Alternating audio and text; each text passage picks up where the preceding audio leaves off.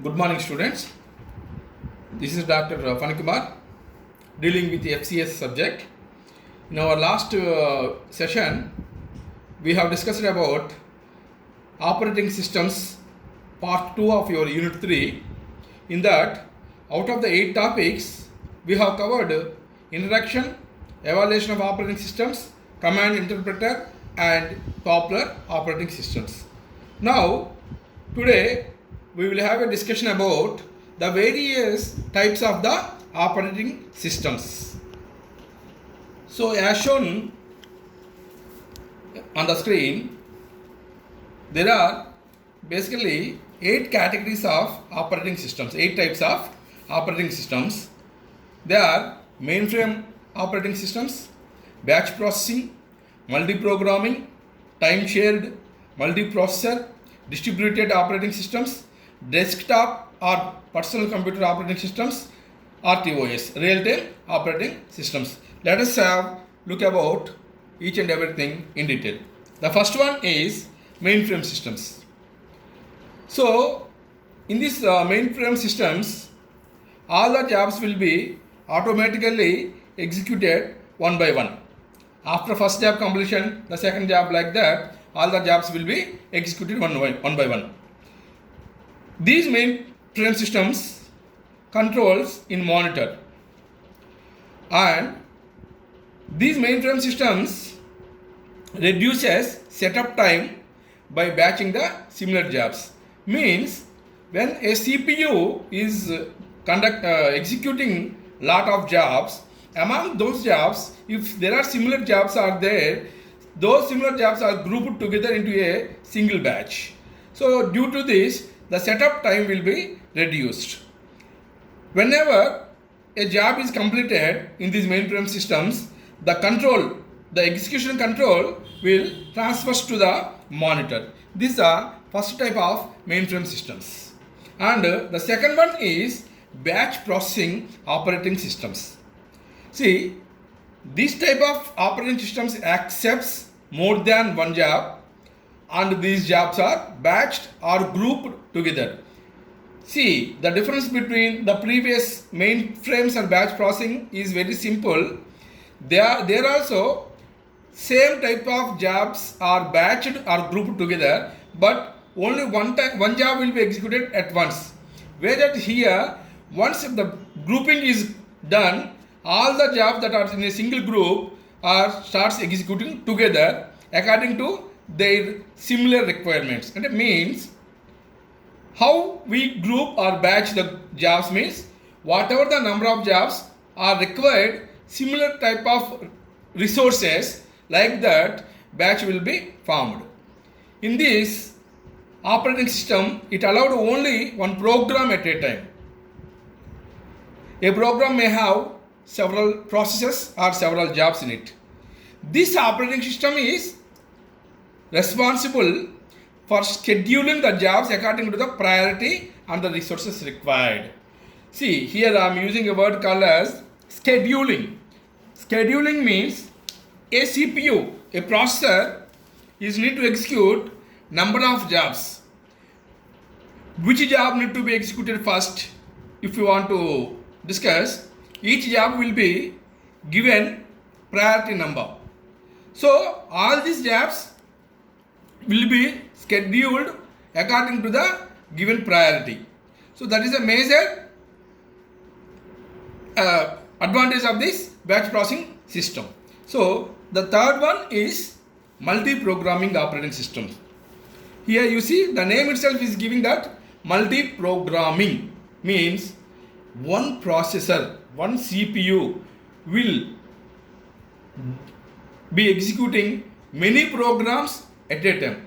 See, it is used to execute more than one job simultaneously by a single processor. So because of this, what will happen? See, one CPU is executing more than one job, definitely n number of jobs will be executed in a less number of time. So it increases CPU utilization. So the concept of multi-programming is how it works out means all the jobs that enter into the system are stored in a job pool. See, here we call this job pool as a disk. Whatever the jobs that a CPU need to execute are grouped together. See, the name of pooling. Pooling means grouping together and will be stored in a disk or a job pool.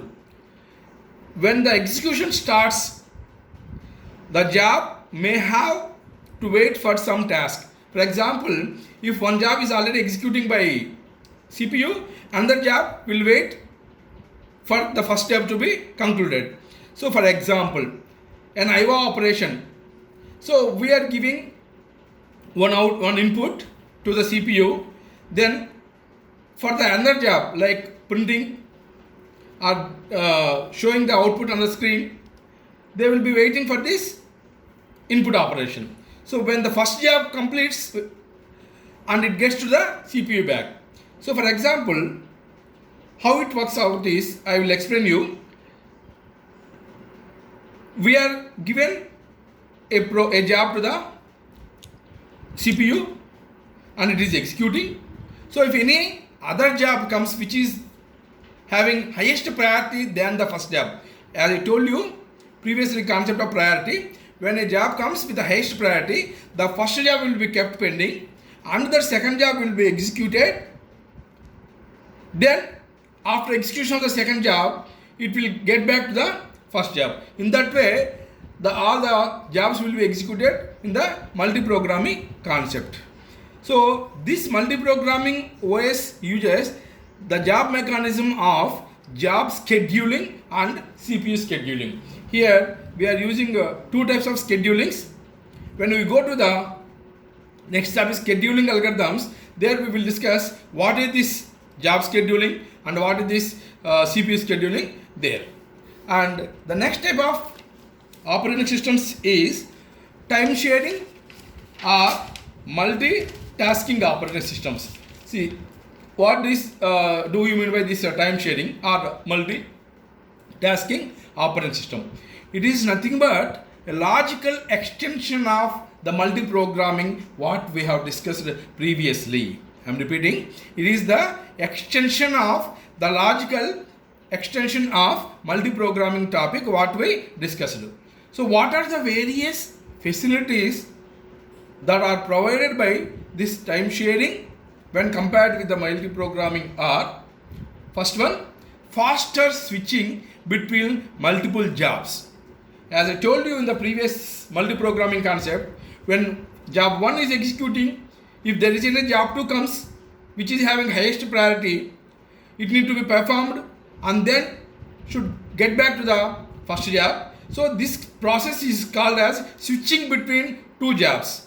Here in this time sharing concept, that switching will be done very fast when compared with the multi-programming.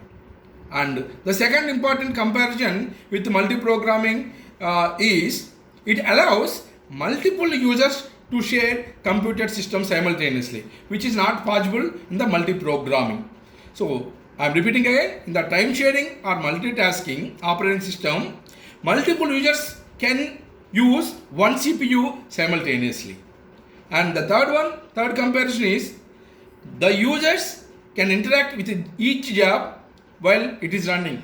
See, when n number of jobs are being executed at single time, the user can see the progress of each and every job simultaneously, which is not possible in the multi-programming concept. See how this time sharing is faster or can execute like this by using a concept virtual memory.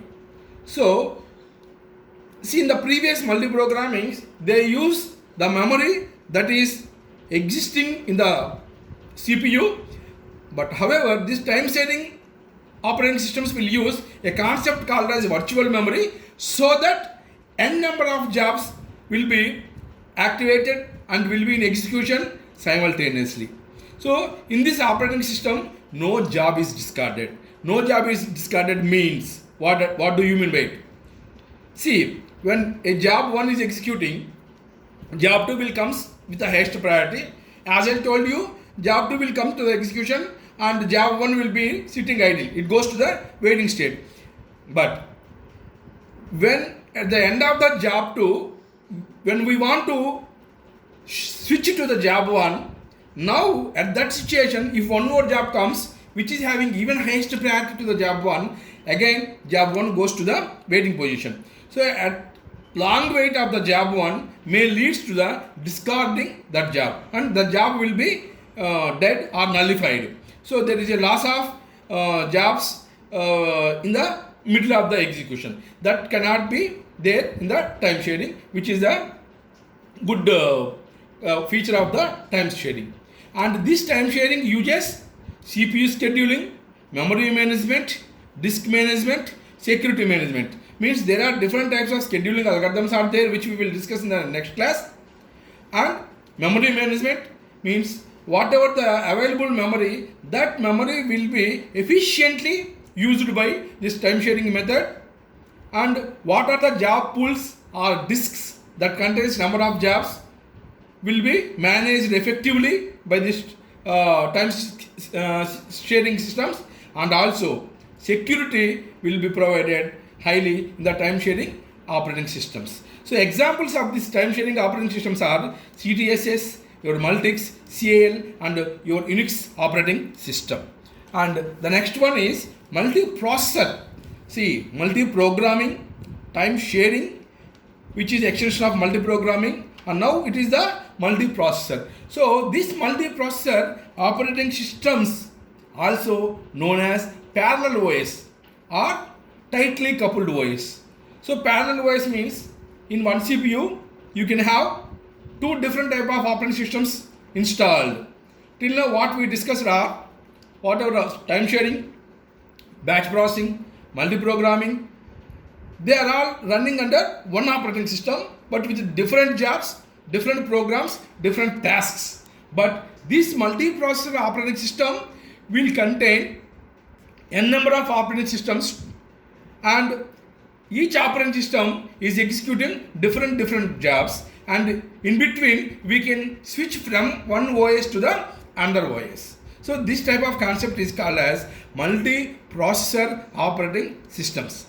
Such operating systems have more than one processor in close communication. So there are two processors are there, and these two processors will be having two operating systems, and these two processors will be communicating with each other.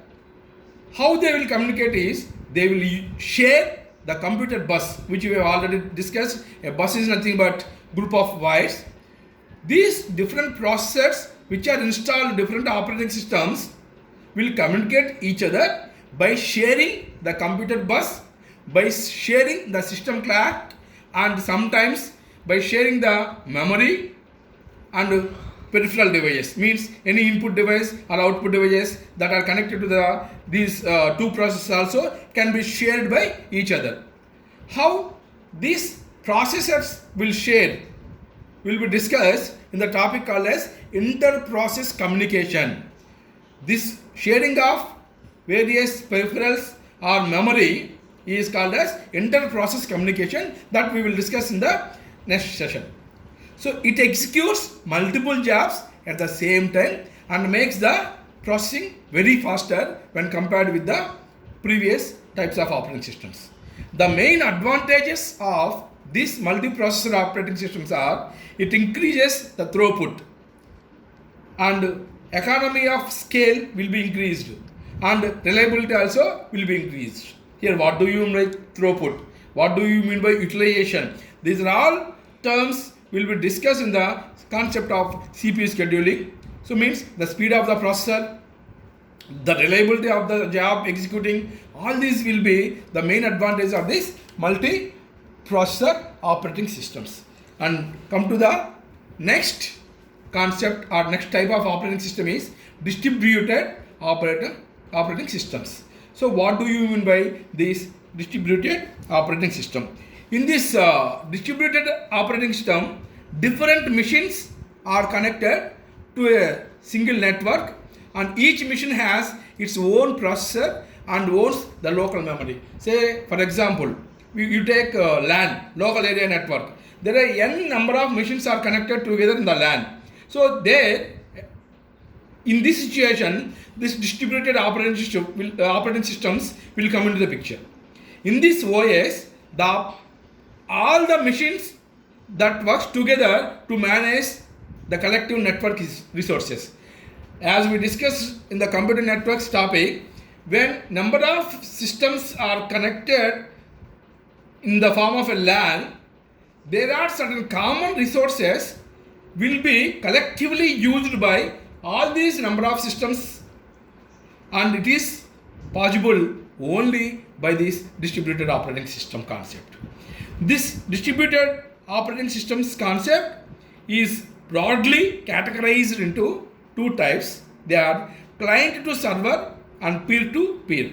So means, see, when we connect n number of systems in a LAN, out of all the n number of systems, one system will be acting as a server that will generate or passes various signals to the n-1 systems, where those n-1 systems are called as clients. So this concept is called client-server systems. When it comes to the second one, peer-to-peer systems, here there is no concept of server. Each and every system is acting as a server or sometimes as acting as a client and can distribute the signals or messages to next other system. So this concept is called as a peer-to-peer systems. In these two categories, we use the distributed operating systems. And what are the basic and important advantages of the distributed systems? So first one, resource sharing.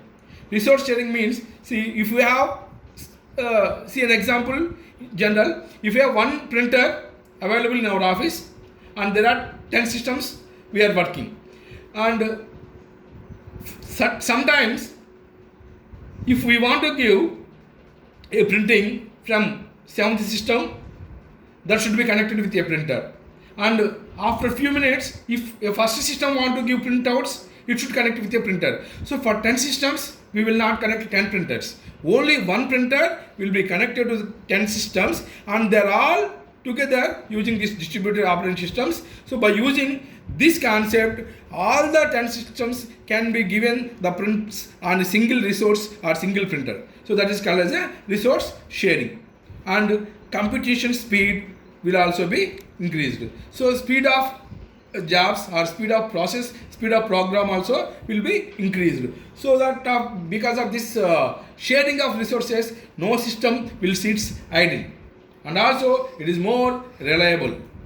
And all this number of systems that are connected to each other can communicate one among them. If they want to pass messages by using by connecting in the LAN, we use this distributed operating system loaded in that, and these all systems can communicate with each other.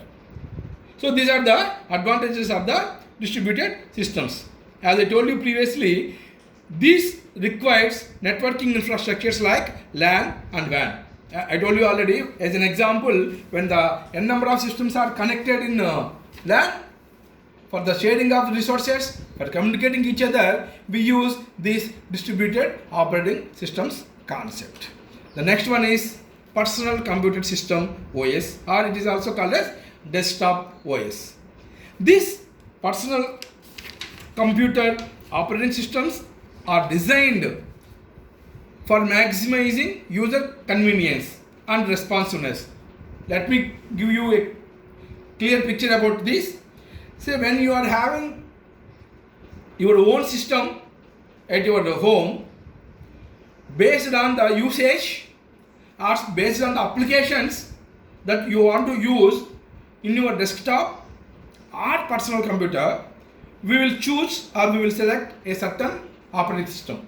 So whatever the operating system that you are going to load in your personal computer is fully at your own convenience and own responsiveness. Responsiveness means however you want to properly utilize your desktop system, related to that response, you can load a particular operating system. This system is neither multi-user or nor multitasking. Previously, what we discussed, multi-programming, multi-user, multitasking, like that. Nothing. This type of operating system is only meant for your own system, for working only for single processor. So that's why it is called as personal computer science or computer system operating system. These systems include PCs running. Say, what are the various personal operating systems we load in our computer? Are Microsoft Windows, MS-DOS operating system, or OS bar 2.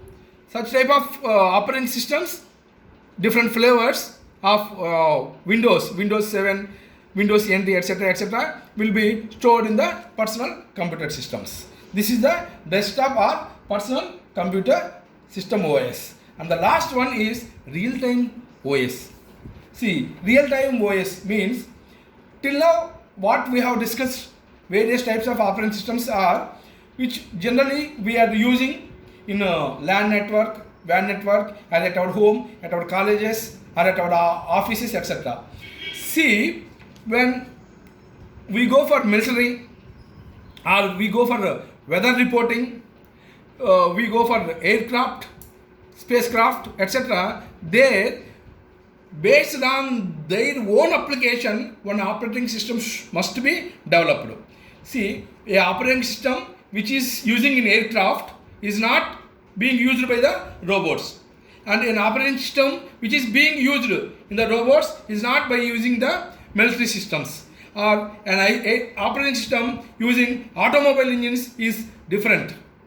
An operating system which is using in weather reports is different. So an operating system which is developed by keeping the real-time applications, is called as a real-time OS.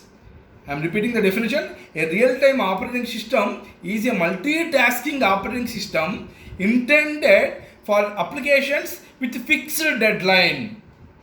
Please see, with fixed deadline. So means these operating systems are developed by keeping a certain application in mind, and they will work only for those applications. Various examples for RTOS are small embedded systems, automobile engine controllers, industrial robots, industrial controlling systems, spacecraft, and some large-scale computing systems, and in militaries, etc. So there are two types of operating systems in RTOS. They are hard real-time and soft real-time. Okay, what do you mean by hard real-time? The hard real-time system guarantees that critical tasks will be completed on time. Means critical tasks. See, in the military system, definitely the tasks that are being executed by the military systems are very critical. So, and they are time based. So, if beyond the time, if it is going to complete the task, of no use, they will have a time will be set for a task to be completed. Within the time limits that a task should be completed. So such type of operating systems are called as hard real-time systems. I am repeating again. A hard real-time system guarantees that the critical tasks be completed on time. This goal requires that all delays in the system may be bounced. And the second one is soft real-time operating systems. This soft real-time operating systems is less restrictive type of the real-time systems. Here, a critical real-time task gets priority over the tasks and retains that priority until it completes. Means there are a number of tasks are given. So critical will be given highest priority and the remaining will be given the next priority in the soft real-time systems. Perhaps in the hard real-time systems, there is nothing like that. Every task that is being implemented will bounce with a time, and within the time limits, the tasks must be completed. This is the difference between the hard real-time RTOS and soft real-time RTOS systems. With this, we have completed different types of real-time operating systems, and we will go ahead to the inter-process communication.